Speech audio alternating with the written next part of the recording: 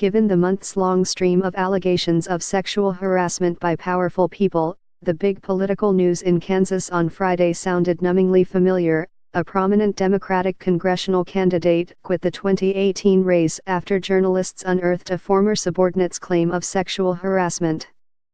But there was a twist.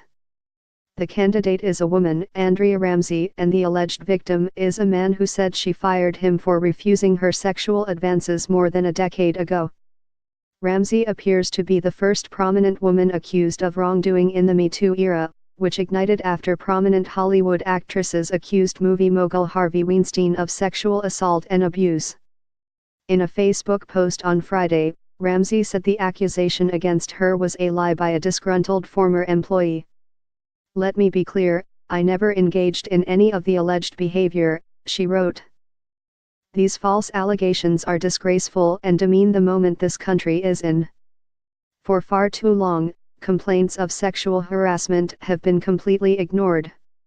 Amid new reports that Pasadena-based Judge Alex Kaczynski groped women, including a law student, an East Coast federal appeals court was assigned Friday to conduct an investigation. The Washington Post reported Friday that 9 more women have complained of improprieties by Kaczynski, including 4. Amid new reports that Pasadena-based Judge Alex Kaczynski groped women, including a law student, an East Coast federal appeals court was assigned Friday to conduct an investigation. The Washington Post reported Friday that 9 more women have complained of improprieties by Kaczynski, including 4.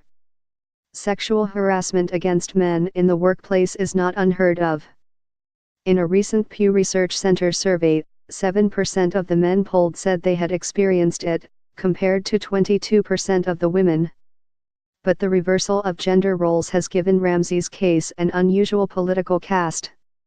Ramsey, a longtime businesswoman, was perhaps the Democratic Party's best hope to unseat vulnerable Republican U.S.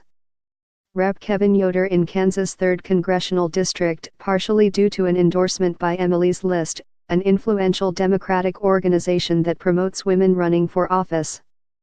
A first-time candidate, she was featured in a New York Times story about women inspired to run for office largely due to their anger and disappointment with the Trump administration.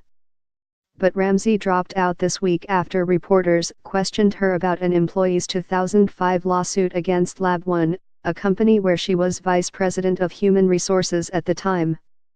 The Kansas City Star reported that the employee, Gary Funkhauser, alleged Ramsey had made unwelcome and inappropriate sexual comments and innuendos toward him.